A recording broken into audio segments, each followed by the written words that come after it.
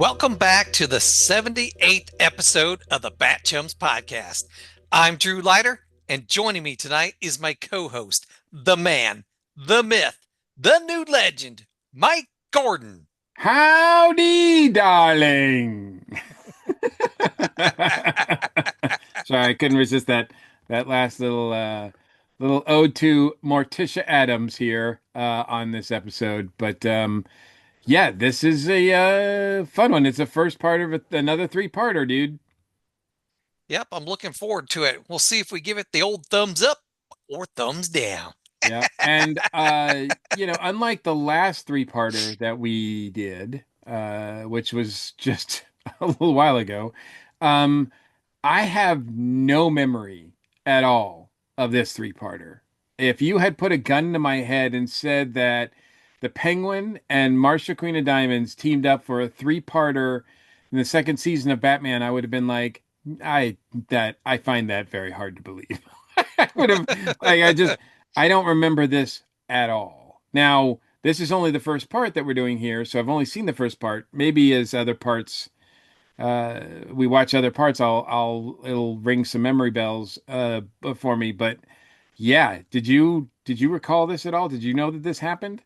No, I didn't remember this at all. So, Yeah. So it's like it's brand new, and you know what? Brand new Batman 60 series for me is still a good time. So unexplored, and looking forward to talking all about it. So.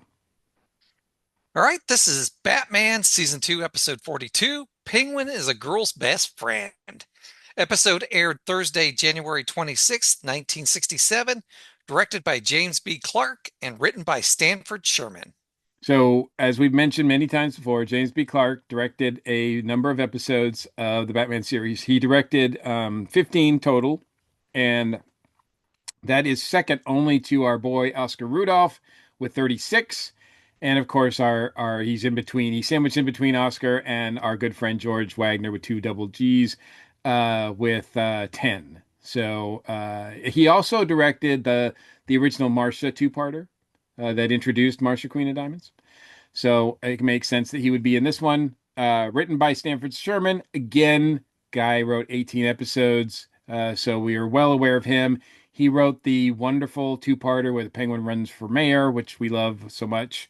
He also introduced Marsha in the two-parter, so he is responsible for writing that character, which as we had talked about in that two-parter, Marsha Queen of Diamonds is a completely original character for the show that Stanford Sherman created. And he also wrote, as we just got off, the Joker and Penguin three-parter. So he's used to writing three.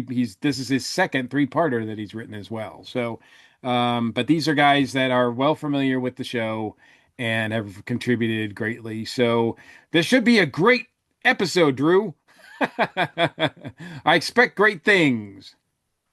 Well, let's dive in and find out. Absolutely. An apparently peaceful day in Gotham City. But what is this? An armored car holdup in broad daylight. The Penguin shouts orders to his henchmen with a megaphone. Bash those guards! Heist the cash! Use your guns! I want to hear some noise. The Batmobile is driving nearby when Batman and Robin notice the gunshots. Guess they will be a little late to their crime prevention lecture. And they might also have some new material, Robin adds. The Batmobile pulls up, catching Penguin and his men in the act. Batman and Robin spring into action and a fight ensues.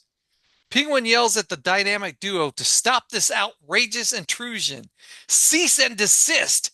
But the Cape Crusaders ignore him. Stop, you bumbling buffoons! Penguin shouts at the Cape Crusaders as they finish knocking out Penguin's henchmen. Penguin shouts, "This is illegal!" Or no, Penguin shouts, "This is legal!"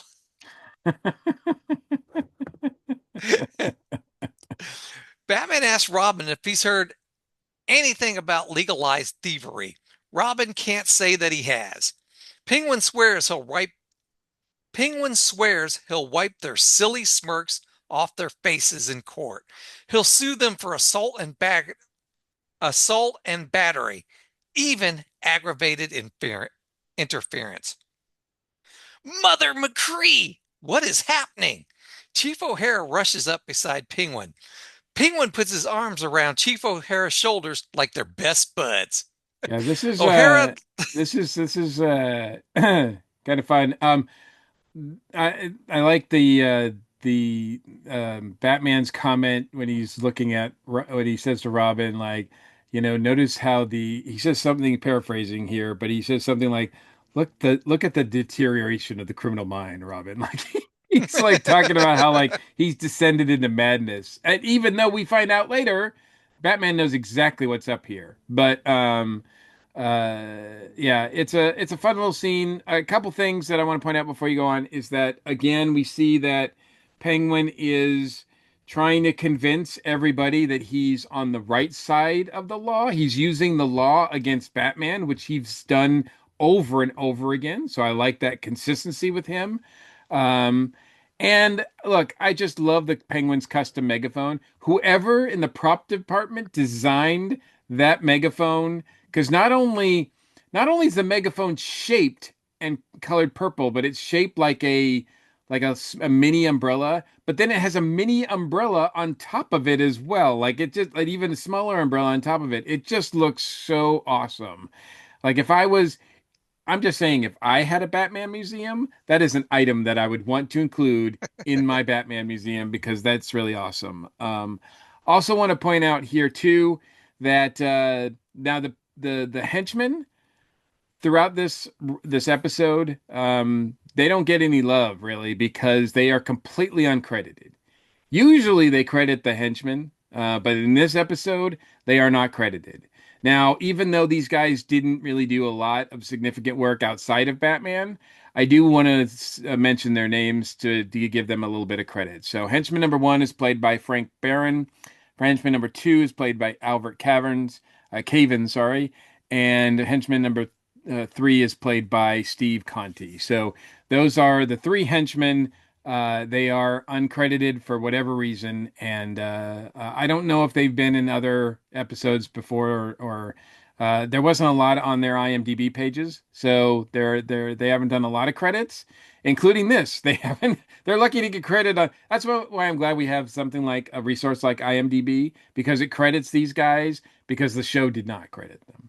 So. Penguin puts his arms around Chief O'Hara's shoulders like they're best buds. O'Hara looks at Penguin's hand with disgust and shakes him off. Batman asks the chief what is going on here. Chief O'Hara advises them to look around. Holy cinema scope! Penguin is making pictures. This robbery was just a mock up. This permit is no mock up, boy blunder. Penguin plans on suing the city for $10 million for failure to provide proper protection. Batman and Robin are going to jail for assault and property damage. You hear that? Penguin, Jail! Jail! He like yells right in his face.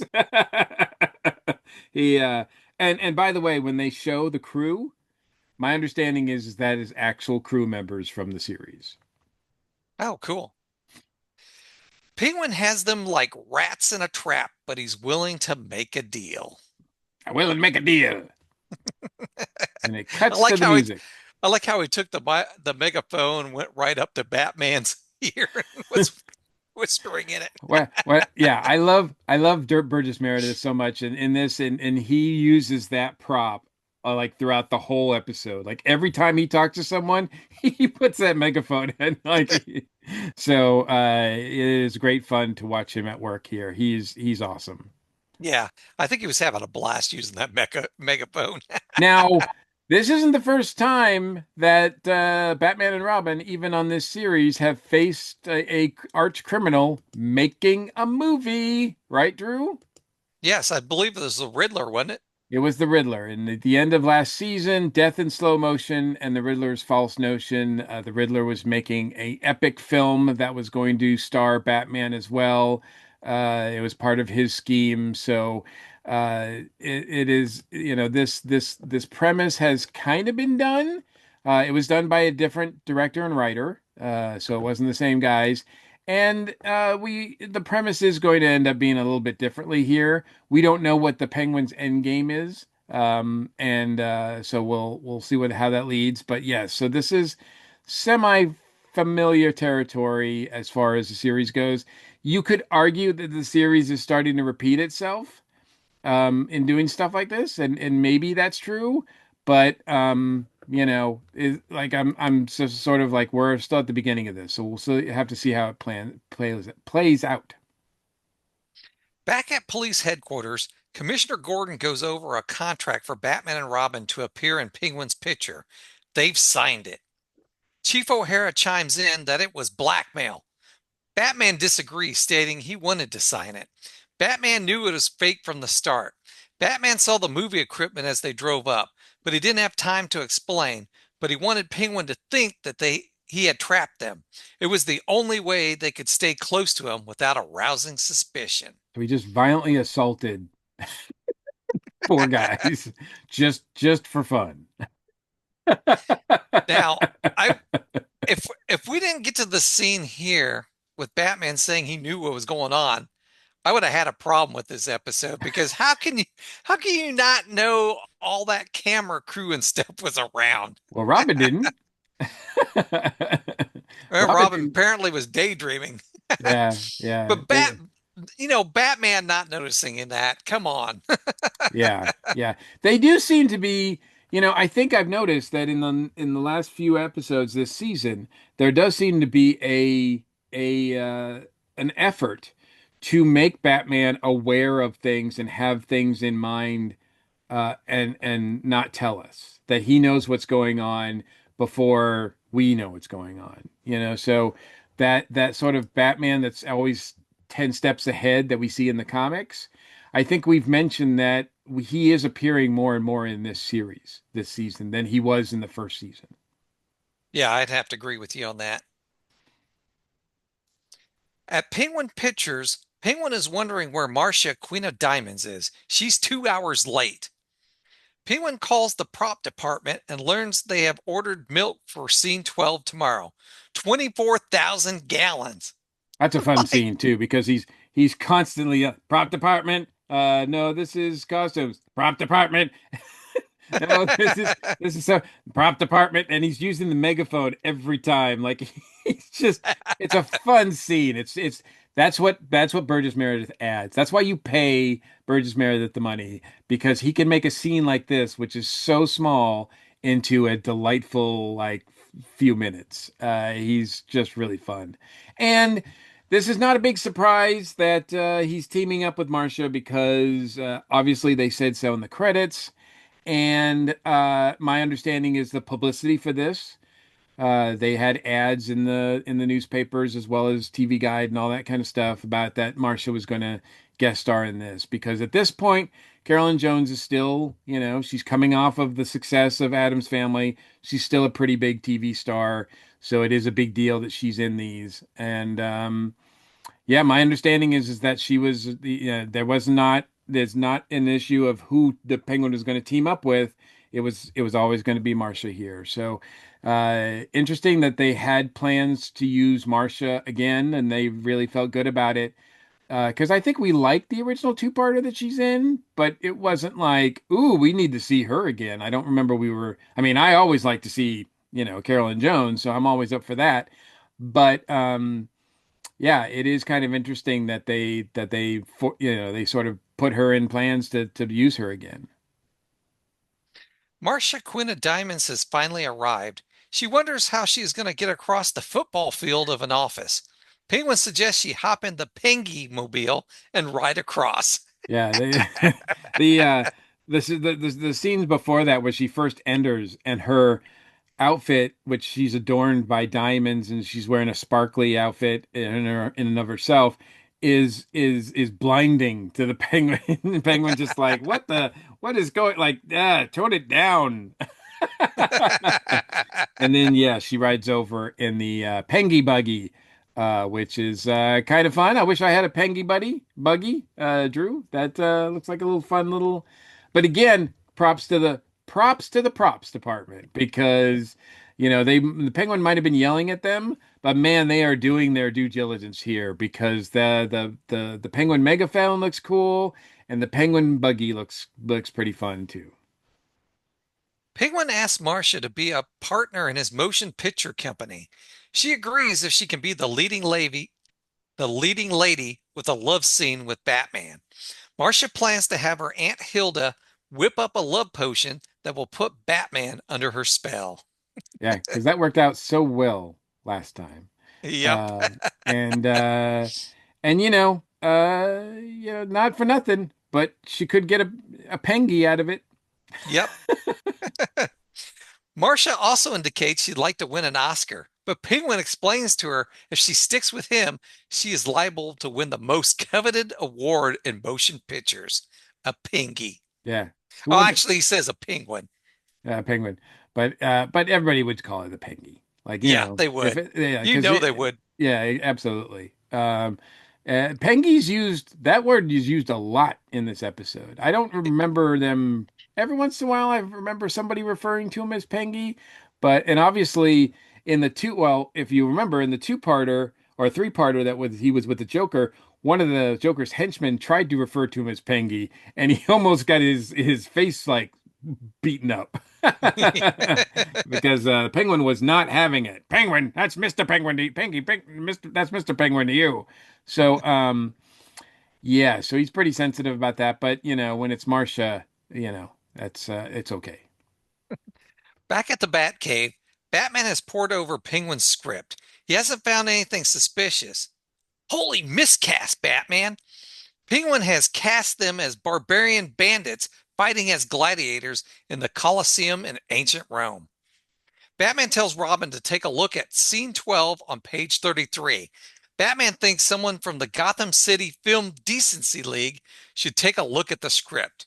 Robin thinks Penguin is going to be in very hot water. Yeah, I like it when like Robin's looking over the scene. He's like, "Holy moly!" and Batman's like, "Yeah, we should probably get the Decency League to look at this, Robin." Robin. Robin. Robin's like, oh yeah, like, our teenage boy is growing up, isn't he? Yes. Batman and Robin arrive at Penguin Studios Incorporated. Just as they are about to enter the building, Penguin's limo comes zooming up. Holy movie Mongol! The chauffeur rushes out of the car and rolls out the red carpet for Penguin. Yeah, this is again more great stuff from the art department. It's really fun. And the music, Nelson Riddle is doing an incredible job. The Penguin theme, I don't know if we've mentioned it before, but it's classic. I mean, you know who is on screen every time that you hear that music. He's one of the few villains that gets his own theme. I think the others do too, but I mean, they're not as prominent, right? I mean, Penguin's theme is really one that's recognizable. And Yep. during this scene, there's a slight variation on it, and but it's still really good and worthy of. I don't know if any. I know that there's a soundtrack out, which I believe I have, and I haven't listened to it in a while, but I do remember it being very short in terms of the material that's on it. So I would love to have a very full, comprehensive score of this series because Nelson Riddle did an incredible job. We've mentioned it on more than one occasion that the music is amazing, and I would love to have some of these cues to be able to listen to them. Inside, Penguin has a replica of the Turan Turanian baths of ancient Rome. Batman believes that scene 12 is in very poor taste. Penguin thinks it's a magnificent scene. He wrote it himself. Of course he did. Robin wants to know what the reason is for the blindfolds. Penguin answers that the reason is arriving now. Marsha, Queen of Diamonds, arrives buck naked except for the diamonds she's wearing, plus the two women holding up a red towel in front of her body. Okay, yeah, she's not actually. Well, yeah. As far as we know, she's naked behind the towel. And look, when I mentioned before that I had not seen or I had not remembered this episode, this three-parter before, um, I'm kind of surprised that this scene in particular wouldn't have made an impression on me. True. Because not only is it Carolyn Jones looking gorgeous, but it's also I think the first time that we've ever seen anybody even close to being naked on this show. Yeah, I don't remember any other time. I mean, granted, some of the women, like Catwoman, looks like their outfits are spray painted on. They're pretty tight. But this is, I mean, yeah, there's just two women on either side of her holding up a towel. And yeah, that doesn't leave a lot to the imagination, but it's pretty memorable. It's something that I noticed anyway. Yeah, kind of spicy for the 60s, don't you think? Well, the 60s could be pretty spicy, but I would say it's spicy for a show that you want, children to watch. Yeah, that's true. If you were watching like Honey West or something like that, I would imagine that this is like par for the course. But yeah, it there it is. But then, certainly we get the League of Decency coming in pretty soon to ruin things. So, Mrs. Cooper comes marching into the studio with two other women trailing behind her, plus Alfred. Mrs. Cooper, as the head of the Gotham City Film Decency, cannot allow Penguin to film the scene he is about to shoot. Penguin argues with Mrs. Cooper and then finally relents. yeah, a couple things here. One is right before they barge in, Marsha and Penguin are talking, and Marsha, Queen of Diamonds, refers to Penguin as CB. This is not a reference to Penguin or his real name or anything like that. This is a reference to Cecil B. DeMille, the silent era golden age of Hollywood film director. So she's just referring to him as a director because at that point Cecil B. DeMille was, I mean, it was pretty much that was, yeah, you could call any director CB and then people would know that you were talking about. Also, uh, Mrs. Cooper comes in with Alfred, by the way, who's also apparently on the board, the League of Decency membership. Either that or maybe he's just driving her around. I don't know. It's not really clear. I don't know if he actually says anything. But when Mrs. Cooper comes in, she's like, where is Mr. Penguin? Now, Aunt Harriet has met Penguin twice before. Yes. She And he even to the definitely point knows where, Alfred. yeah, and she to the point where she's even gotten involved in the Bird's Last Jest. She was kind of involved in the bat fight. So, like, she knows who the Penguin is. And even to the extent of the last three-parter at the very end, which she's talking about how she was worried for Batman because she heard the Penguin and the Joker were on the loose and everything. So she knows who the Penguin is, and yet this is why it's things like this, Drew, that make us go, okay, well, they didn't care about continuity, which is why when we do find continuity, we are very surprised.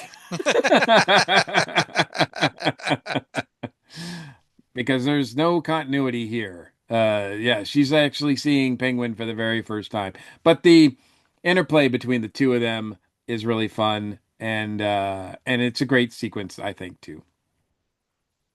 Penguin decides to move to scene 43. Marsha's kiss with Batman. Marsha trusts that Batman is going to enjoy this scene. Batman states he made a bargain with Penguin and he never breaks his word. Marsha points out the Marsha points out that half the men in the world would fight to be kissed by Marsha, Queen of Diamonds. Batman points out that they certainly wouldn't have to fight him. Ouch. Yeah, I know. It's like even she's like, damn. That's because he's got eyes for Catwoman. That's right. That's right. Yep. I Penguin I would I don't know if I'd fight Batman for Marcia, but but I certainly wouldn't mind that opportunity. So that's that yeah, I can dig where she's coming from. Penguin shouts for lights, camera, and action. Batman moves in slowly for a kiss, but Marsha just grabs him and plants one on Batman. Batman's arms and legs flail about as if he's under attack. I found that hilarious. Have we seen anybody actually kiss Batman before? That's a good question because we've always seen lips getting close, but I can't Yeah. remember if we've seen any kissing. I don't think he and Catelyn have actually kissed.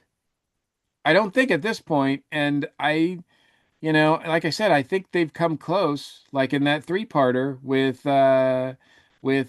Venus. They came really, really close. But I don't think they actually kissed. So this might be, I'd have to look at it, but I think this might be the first bat kiss we get. Maybe. I don't know. And even then it kind of is blocked. Like, the way that she turns him, we don't actually see them kiss, which I That's thought true. was interesting as well. I don't know if that was a decision. Like on the one hand, they almost show Marsha naked like 5 minutes ago, and then they're sort of blocking that so that we don't see the actual kiss that they do. So it's kind of strange. I'm not sure exactly what standards and practices or what the decision making was to do this, but it does feel like this Batman doesn't get kissed too often anyway. And if this isn't the first one, it's one of the very few that we've seen so far. Penguin shouts, "Cut! That was not good enough. Batman will have to do it again and again and again." Robin shouts that once is enough, you feathered fraud. Heck, Penguin is a perfectionist. They will do it 100 times if necessary. Yeah, the idea that Penguin's getting off on Marsha and Batman kissing is kind of weird, Drew. It is weird. But I'm just gonna make have it so that like in my head it's just the Penguin's excited that Batman's in an uncomfortable situation. That's all it is. That's all it is, Drew. Back at Wayne Manor, Aunt Harriet comments that Bruce's lips are terribly chapped. Bruce, Bruce blames it on a mild case of windburn from an open bus ride through the Wayne Animal Sanctuary. Wait, And Bruce Wayne has his own animal sanctuary? apparently, is it on the Wayne property or somewhere else? I mean, I don't know. We know that there's a Wayne like bus stop or subway stop, so maybe that goes to the Wayne sanctuary, animal sanctuary as well. I don't know, man. That's I knew Bruce Wayne and the Wayne family had a lot of things, but their own animal sanctuary, that's new to me. I bet it has bats there. Uh, Aunt Harriet states she is going to get some salve for his lips, just in case a pretty girl wants to kiss him. Okay. Dick thinks Bruce won't want to kiss another girl as long as he lives. Bruce wouldn't go as far to say that. Dick is jumping to a rash conclusion. yeah, yeah. Yeah, yeah, just wait till you get to feel a little bit older there, Dick. You'll understand. Bruce reveals that he believes there was some kind of love inducing elixir in Marsha's lipstick. It took a great amount of concentration to combat its effectiveness. Well, we have seen Batman fight off the potent powers that Marsha has love potion that she has doused him with before.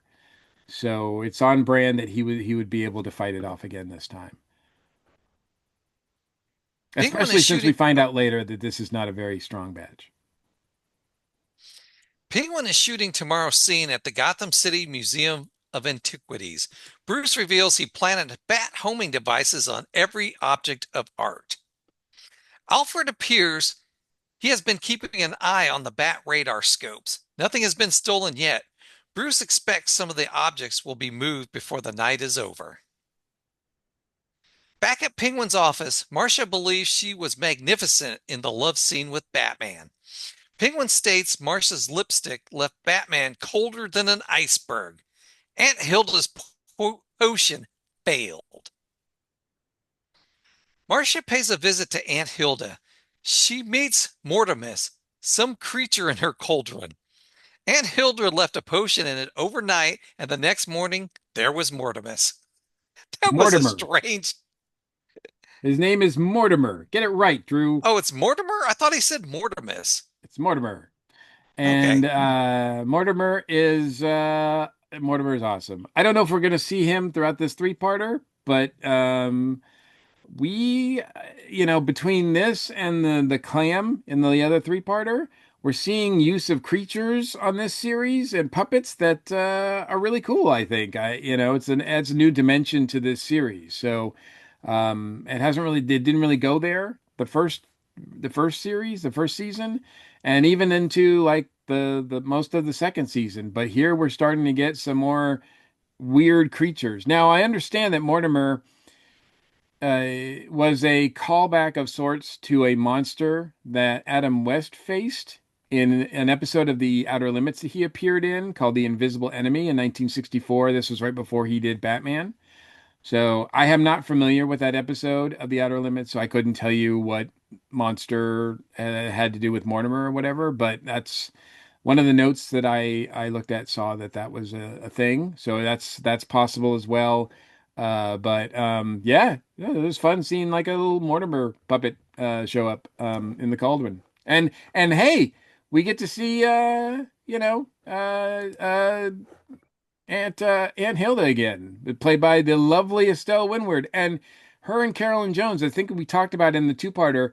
They were like the best part of that two-parter, right? Because they're back and forth banter.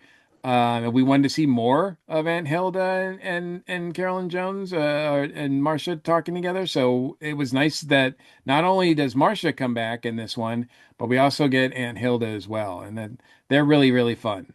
It does have a I think it taps into that Addams Family vibe as well. Marcia asks if she's been robbing. Marcia asked Aunt Hilda if she's been robbing graves again. Aunt Hilda answers that she stopped that 20 years ago when she was still a chemistry professor from Vassar University.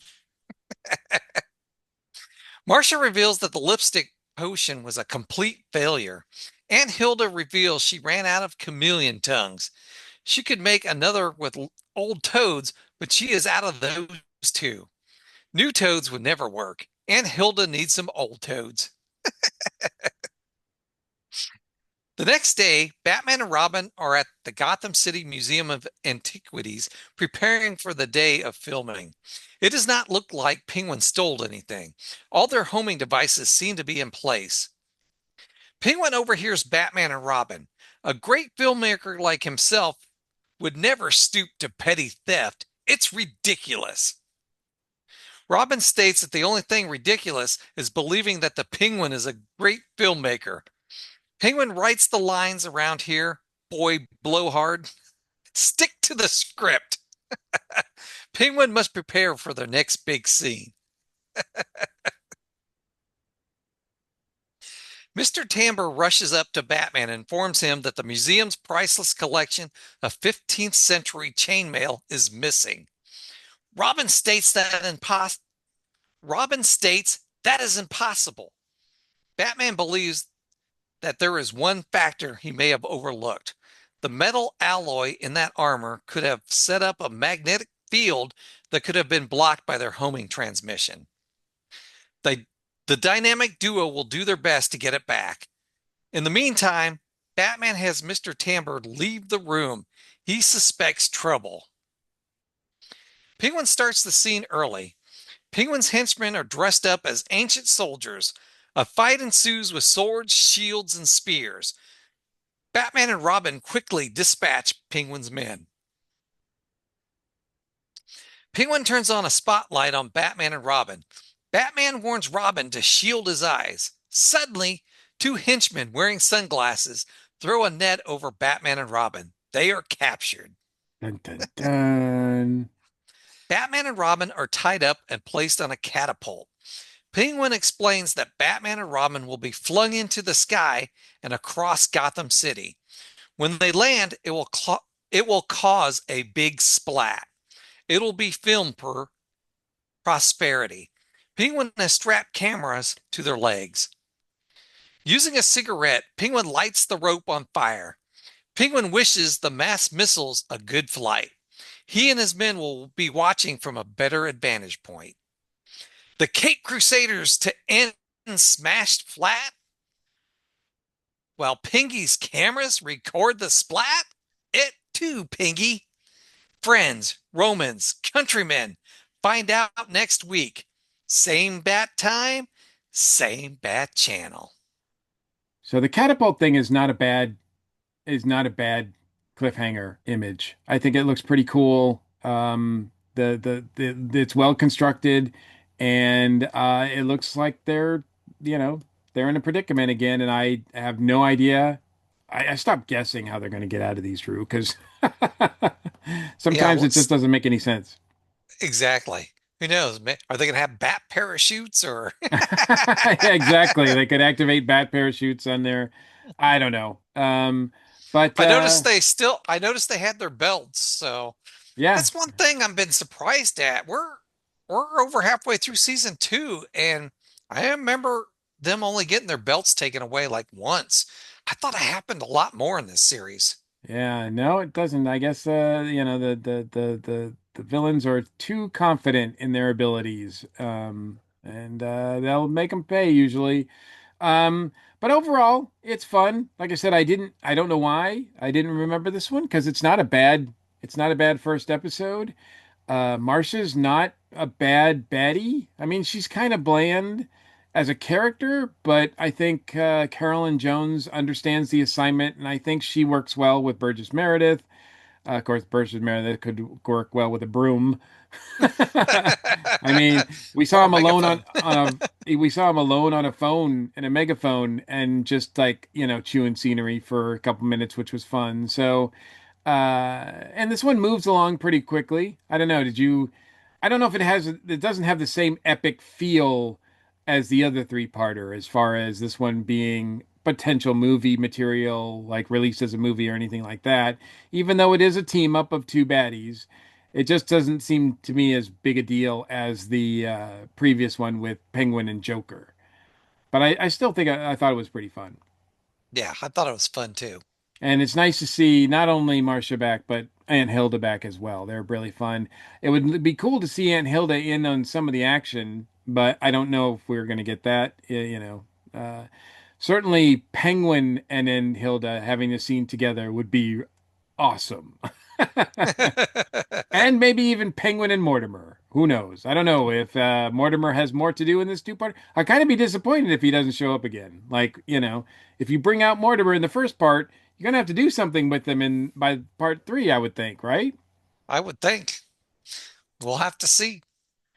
So, anyway, there's a lot of like fun stuff here. I thought it was pretty enjoyable.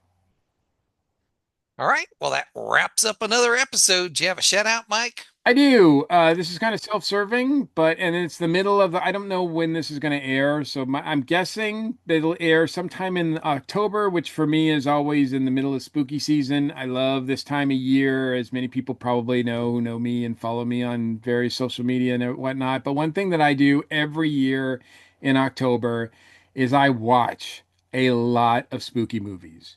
A lot. I think last year I watched over 30, 35. So yeah, and usually it's ones I haven't seen before. But and they run across the gambit from 1920s, 30s, 40s, 50s. I mean, I am all in all different kinds. Slasher films, Italian horror films, Japanese horror films. Like I just love to sample just a little bit of everything. Hammer movies, Universal monster movies, et cetera, et cetera. So this year I have begun, but certainly by the time we're recording this, I've begun, and by the time you're listening or watching this, I will have started already. But I always do a write-up. You can see my write-ups online in either Instagram or uh, Facebook, Substack, as well as Letterboxd. I have a Letterboxd account as well. So I started off with the very first movie that I saw as part of my spooky movie season is the Phantom of the Opera from 1925, a 100-year-old silent classic, which I've seen before, but I think it's one of the greatest movies ever made. And it's certainly the best version of Phantom of the Opera that's ever been done. Yes, I include the Andrew Lloyd Webber musical among those. Some of the others aren't bad, like the musical, but the Phantom of the Opera, the original one, is astonishing. It's just so masterful in terms of Lon Chaney and his performance and his makeup and everything. And I think it still works. And in the past, I've had the luxury, the pleasure of being able to see this on the big screen with full orchestral accompaniment. And I Nice. understand that that is going to happen a lot in a lot of markets for this 100-year anniversary. So they are touring a particularly good print and showing it in a lot of theaters or auditoriums or symphony halls with live accompaniment. And if you can watch it that way, I definitely suggest that you do so because it is an amazing experience. Unfortunately, it doesn't look like Atlanta is one of the markets that they're going to be doing that this year. But if you are happy to be, happy to be in one of those markets, take advantage of it because even if you've seen it before, there's something about seeing it on the big screen with a full orchestra that's just so powerful. And it's an incredible way to start my spooky season. So if you want to keep up with all the other spooky movies I watch, just check me out on social media. All right. And for my shout out, I got another Batman item to show you. Oh my goodness! All right, because yeah, he's still going over his birthday swag. So this is my reading glasses case. Okay, I was like, what is that? That's a really big suppository, Drew. Oh, it says Batman in the middle too. Yes. So So, yep. you didn't get back glasses with it? No, I didn't get back glasses. It's just a Still got Batman the same cape. old reading glasses, but I got a new case. My other case was getting kind of old, so my wife decided I needed a Batman case. She came across it somewhere, so Well, that's awesome and very cool. So the Bat swag continues. yep. Birthday Bat swag continues. All right. If you'd like to comment on anything we've talked about tonight, you can reach us at our feedback line 317-455-8411. Text us, leave us a message, or you can email us at batchumspodcast@gmail.com. All right, you ready to get out of here, Bat Chum? Bat chums are ready to move out. Atomic batteries to power, turbines to speed. Thanks for joining us, and we'll see you next week. Same bat time, same bat channel. Don't worry, the wah wah wah are yet to come.